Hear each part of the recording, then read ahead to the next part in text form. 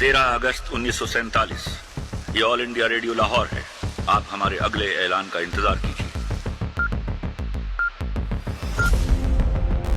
14 اگست 1947 یہ ریڈیو پاکستان لاہور ہے. 14 اگست 1947 اس دن لاکھوں لوگ اپنی آنکھوں میں یہ امید لیے کہ ہم ایک آزاد ملک میں جا رہے ہیں. اپنا سب کچھ چھوڑ چھاڑ کر، اپنے مویشی، اپنی قیمتی اشیاء، اپنا گھر بار، اپنی زمینیں چھوڑ کر، یہ ذہن میں، یہ اپنے دماغ میں امید لیے کہ ہم اپنے آزاد ملک میں جا رہے ہیں. وہاں پر جا کر سب کچھ ٹھیک ہو جائے گا، ہماری زندگی بدل جائے گی.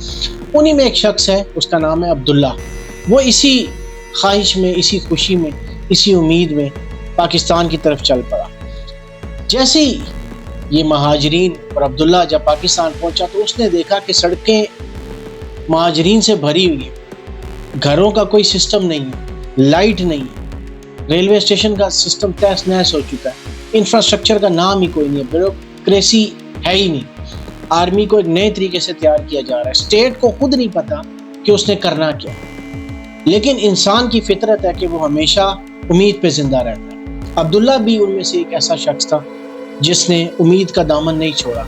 1960s میں جب 60s کی دہائی آئی، کراچی بزنس ہب بننے لگا، انڈسٹریز لگنے لگی، ہماری ایئر لائن فلرش ہونے لگی، تو کچھ چیزیں بہتر ہونا شروع ہوئی. تو عبداللہ جیسے لوگ، انہوں نے اپنے دماغ میں یہ سوچنا شروع کیا کہ میرا ڈیسیجن ٹھیک تھا، میں اب بہتری کی طرف جا رہا ہوں. لیکن کچھ چیزیں ایسی تھیں جو عبداللہ کی نظر سے اوجھل تھیں، کچھ چیزیں ایسی تھیں جو عبداللہ کی سمجھ سے باہر تھی. آہستہ آہستہ سسٹم کے اندر جو کریکس تھے، جو دراڑیں تھیں، وہ بڑی ہونا شروع ہو گئی. سب سے بڑا مسئلہ آیا ہمارا بنگلہ دیش کے ساتھ ایک جغرافیائی جو ایک فاصلہ تھا، بیچ میں انڈیا آتا تھا، اس کی وجہ سے ہمارے ملک میں کافی مشکلات آنا شروع ہو گئی. ایک اور مسئلہ تھا، پاکستان میں سیاسی سٹیبلٹی کبھی نہیں آئی. جب آپ کی سیاسی سٹیبلٹی نہیں آتی تو بہت سارے انسٹیٹیوٹس جو ہیں وہ طاقتور نہیں ہو پاتے، وہ اپنا کام صحیح سے نہیں کر پاتے. پاکستان کو یہ بیماریاں شروع سے ہی لاحق ہو گئی.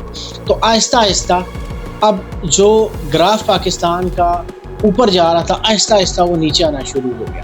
اور بنگلہ دیش اور پاکستان کی آپس میں جو ہے وہ دوریاں بڑھنا شروع ہو گئی. ایسٹ پاکستان میں کچھ ایسے احساسات تھے جو آہستہ آہستہ ڈیولپ ہونا شروع ہو گئے. جیسے وہ یہ سمجھتے تھے کہ ہماری آبادی زیادہ ہے، لیکن ہماری زبان کہیں نہیں ہے، ہماری سیاسی نمائندگی کہیں نہیں ہے، ہمارے معاشی حالات ٹھیک نہیں ہے. تو یہ جو کھچڑی پک رہی تھی آہستہ آہستہ، اس کے اثرات 1960 کی جو دہائی ہے اس کے آخر میں نمودار ہونا شروع ہو گئے. پھر آتا ہے جی 1970 کا الیکشن، جس نے اس دراڑ کو دگنا کر دیا. آپس میں اختلافات بڑھے، ڈائلاگز جو پہلے ہوتے تھے وہ بالکل کم ہو گئے، آپس میں ایک دوسرے کے خلاف نعرے بازی شروع ہو گئی، جس کی وجہ سے 1971 کا جو راستہ ہے وہ بالکل ہموار ہو گیا. اور پھر پاکستان کی تاریخ کا سیاہ ترین دن آتا ہے جی 16 دسمبر 1971.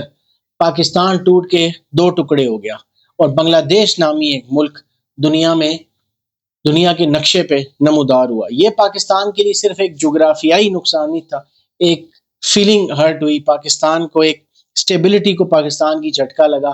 پاکستان کی جو دنیا میں ایک ریکگنیشن تھی اس کو بڑا نقصان پہنچا. اور عبداللہ جو یہ امیدیں لے کر آیا تھا کہ میرے ملک میں سب اچھا ہوگا، میری زندگی بالکل بہتر ہو جائے گی، میری زندگی میں اب امپرومنٹ ہوگی، وہ آہستہ آہستہ تھوڑا سا پریشان ہونا شروع ہو گیا اور یہ سوچ رہا تھا کہ کیا میرا فیصلہ غلط تو نہیں تھا. لیکن کہانی یہاں ختم نہیں ہوتی. پاکستان وہ ملک تھا جو 1960 کی دہائی میں اوپر جا رہا تھا اور ساری دنیا اس کو بڑی قدر و منزلت کی نگاہ سے دیکھ رہی تھی. لیکن 1971 کے بعد ایک نیا پاکستان کا جنم ہوا. جہاں پاکستان کو زخم لگے تھے وہیں پاکستان نے ایک نئی شروعات بھی کرنی تھی.